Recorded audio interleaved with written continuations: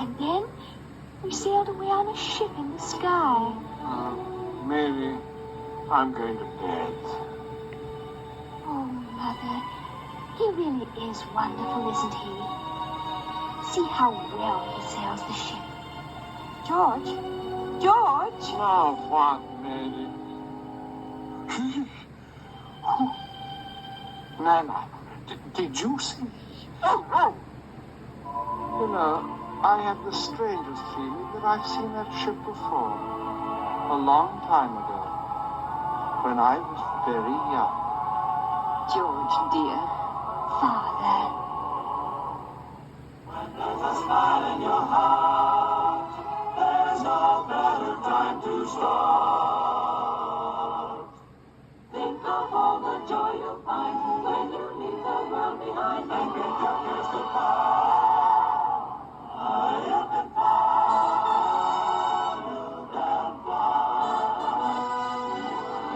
The End, a Walt Disney production.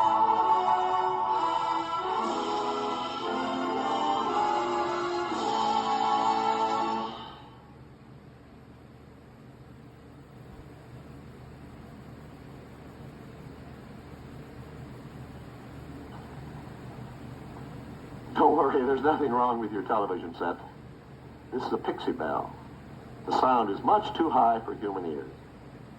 Oh, there you are, Tink. Hey, get that stuff off of me.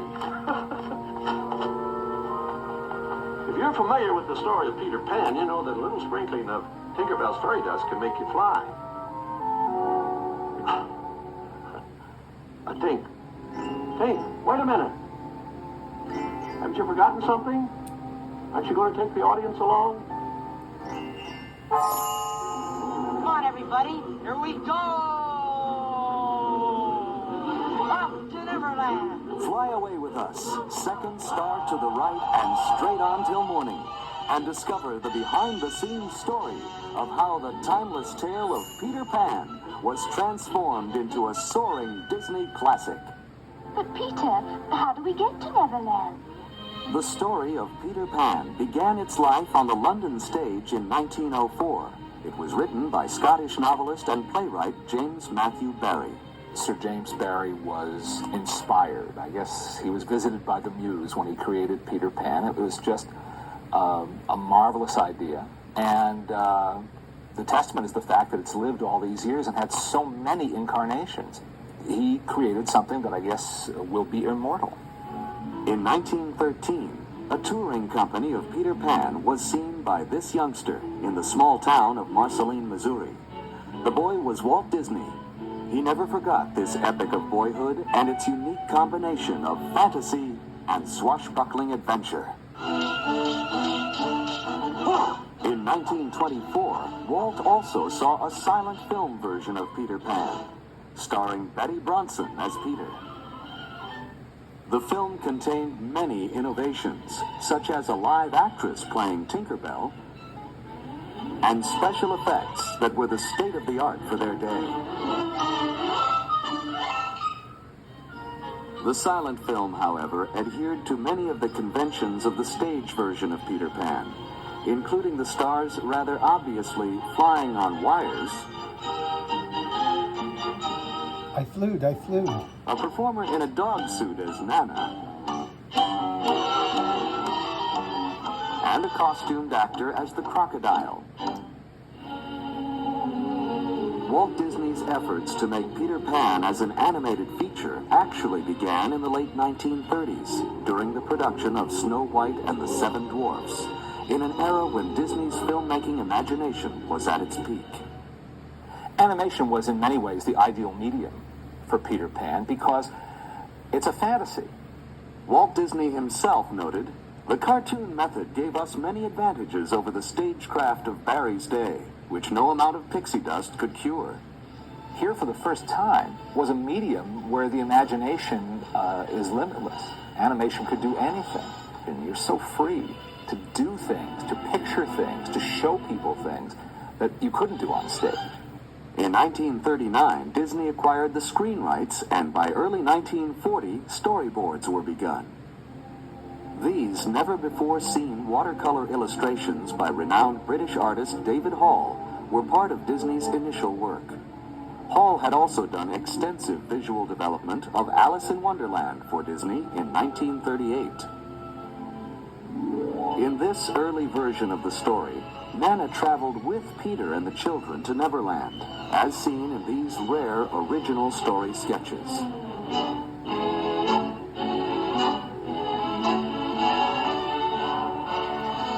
Much of the art created at this time was also darker than the original play, and far more sinister than a typical Disney effort.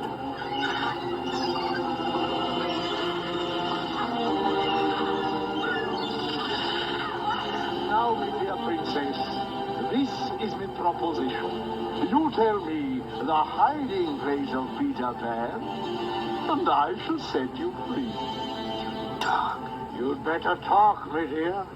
This is your last chance, Tiger Lily.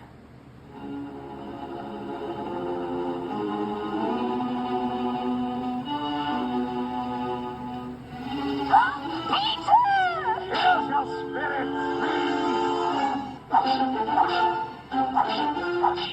Give it to him, Captain. Feed him to the brisket. Tiger Lily.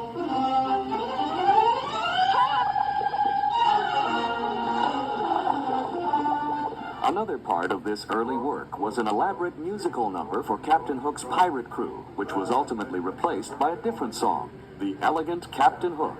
An attempt to persuade the Lost Boys to join the pirates' ranks, this earlier song, written by studio music director Frank Churchill along with Ray Kelly, is reconstructed here using a rare song demo recording, coupled with never-before-seen storyboard drawings of the original sequence. Aye, pirates, the only life for red-blooded men. If you're thinking of the future and you'd like a life of ease, if you'd like to make a fortune for your crew, if you've ever had a hanger run to sail the seven seas, then a pirate's life is just the life for you. Yo ho ho, up to Erie you must go, so you might as well make up your mind to sign. If you'd like to share a plunder, if you care for blood and thunder, simply step right up and sign a dotted line. By 1941, a basic story structure was completed. However, the onset of World War II stopped the development. After the war, Walt Disney brought Peter Pan back into development. Progress continued throughout the 1940s, including extensive concept art by renowned color stylist Mary Blair. Finally, in 1950, he said, now's the time, let's do it. And they did. The Disney version of Peter Pan has another interesting first. It's the first time a boy was shown as Peter Pan. There had been a tradition from the time of Maude Adams on the stage and right through Mary Martin and in recent years Kathy Rigby, Sandy Duncan, many others have done it, of women playing Peter Pan. But it was something that was broken, a tradition that was broken by Walt Disney by showing Peter Pan as a boy. Now, it's an animated boy, but it was really a boy's voice, and he was depicted as a boy, which is what he's supposed to be.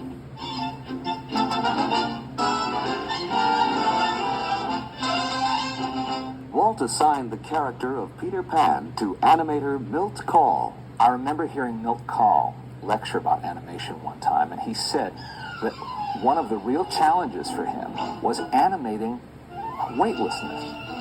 Animating a character who is sort of floating in midair. Not flying, but just sort of floating. It's details like that that we in the audience are not supposed to think about. Of course, we shouldn't. We're involved in the story. Young Bobby Driscoll was assigned to the role of Peter.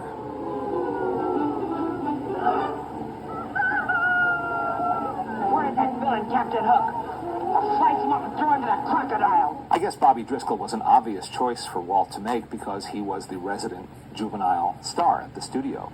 Driscoll had debuted in Song of the South, after which Disney cast him in several projects, including So Dear to My Heart and as Jim Hawkins in Treasure Island. Get on with it, girl. My name is Wendy. Wendy Moore, answer the door. Wendy's enough. Walt also didn't have to look far for the voice of Wendy.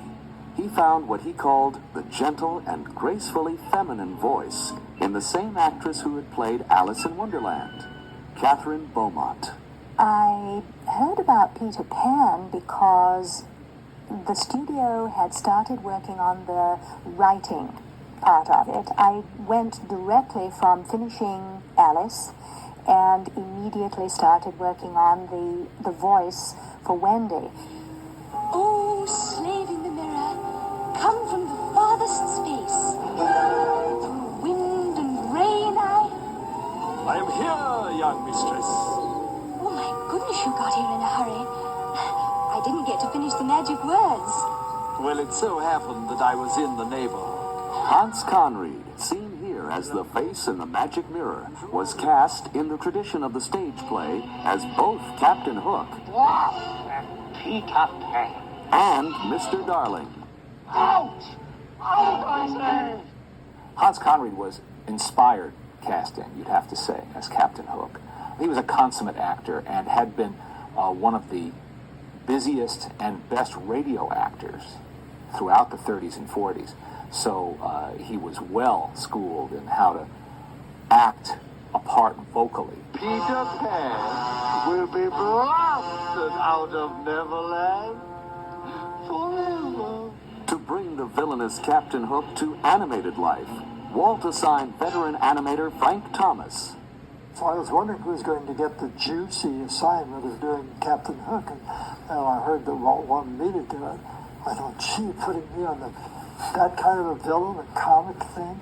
The story man, Ed Penner, had seen him as a foppish guy, grand manners, thought this is the way to live, midnight suppers, wine, all these gourmet connoisseur type things. While the director saw him as a tough, mean guy who'd shoot the cannon and shoot his own crew on the ship, and he was a menacing villain. He was a menacing opponent for Peter Pan. Now let me see. Where was I? Walt knew that for his version of Peter Pan, Tinkerbell would have to be developed as a fully realized character. From the late 1930s on, character sketches trace Tinkerbell's development, and each reveals the then current conception of feminine beauty. The character that I worked on was Tinkerbell, and Tinkerbell was visualized as a spot of light, which no doubt was something like a strong flashlight that moved around on the background of the stage. In our medium, you couldn't just use a spot of light. So I came up with the design that you see here. She's a pure pantomime character, which in itself I think is very interesting. That she didn't talk, but you know what she's thinking. There's been a rumor for years that she was patterned after Marilyn Monroe. It's the kind of likable story people will repeat because it sounds good, but it doesn't really wash because she was not a star yet. She was not a superstar or a pop culture icon. She was in Hollywood, but the designers and animators at Disney wouldn't have known who she was. I was Tinkerbell. I got this call to come over to Disney to do this audition. And they said, we want her to step on a mirror, a hand mirror that's on a dresser, look down, preen herself, and then suddenly see her hips and be very uncomfortable with the size of them.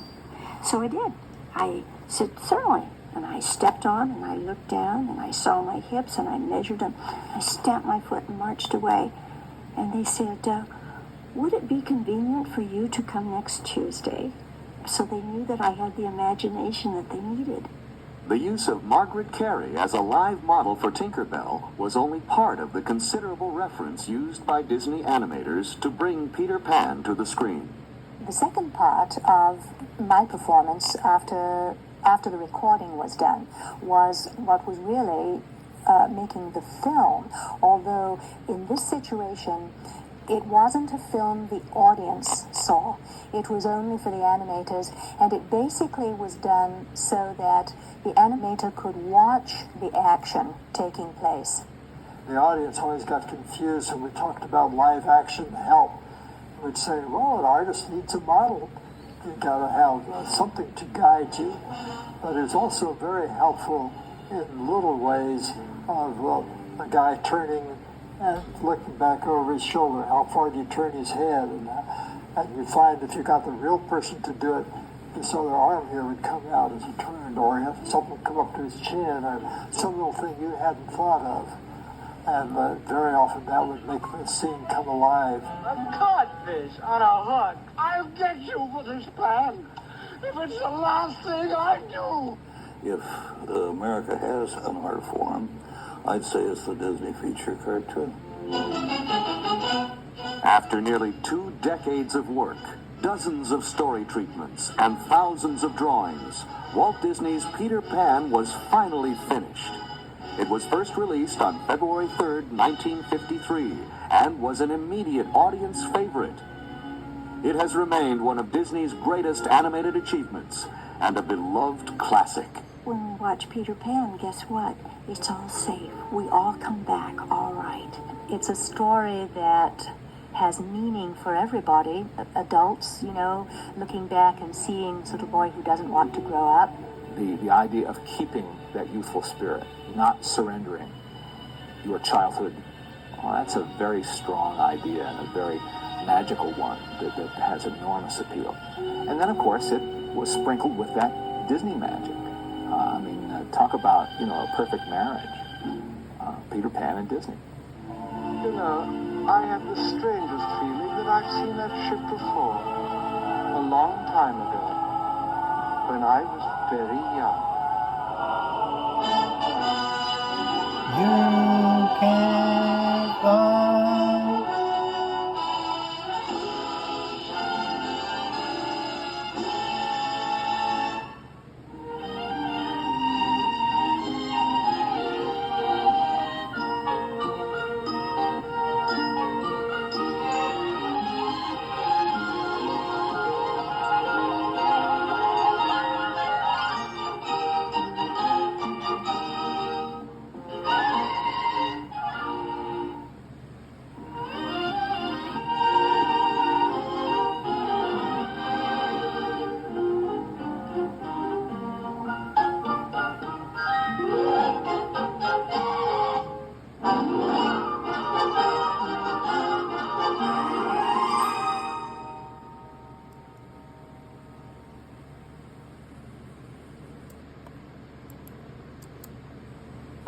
Coming soon to theaters.